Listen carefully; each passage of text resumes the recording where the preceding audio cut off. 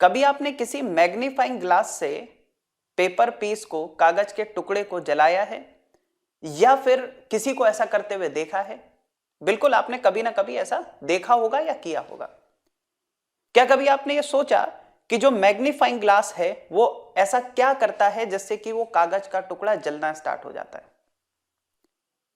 बच्चों, उस magnifying glass पर जितनी भी लाइट गिरती है, जितनी भी एनर्जी उस पर गिरती है, वो पूरी की पूरी लाइट को किसी एक पॉइंट पर फोकस करता है। जितनी भी एनर्जी उस पर गिरती है वो पूरी की पूरी एनर्जी को किसी एक पॉइंट पर फोकस करता है।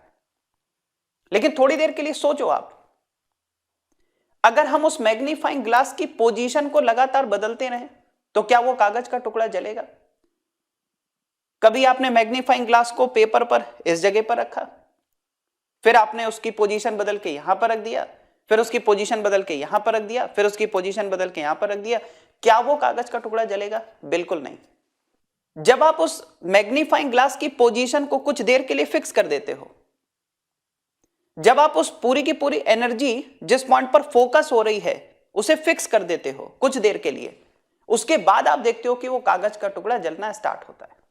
बच्चों, क्या ये मैग्नीफाइंग ग्लास की हेल्प से उस कागज के टुकड़े को जलाने का जो प्रोसेस है, क्या वो हमारी डेली लाइफ में एप्लीकेबल नहीं है? बिल्कुल है।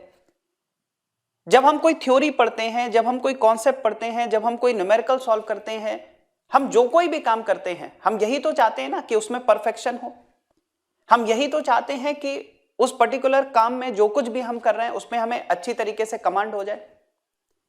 तो बच्चों, वहां पर भी ये जरूरी हो जाता है कि हम अपनी पूरी एनर्जी किसी एक काम में तब तक फोकस करें, हम अपनी पूरी ताकत, पूरा एफर्ट उस काम में तब तक यूज करें जब तक कि हमें वो काम अच्छी तरीके से ना आ जाए, जब तक कि हम उस काम में परफेक्शन ना पालें।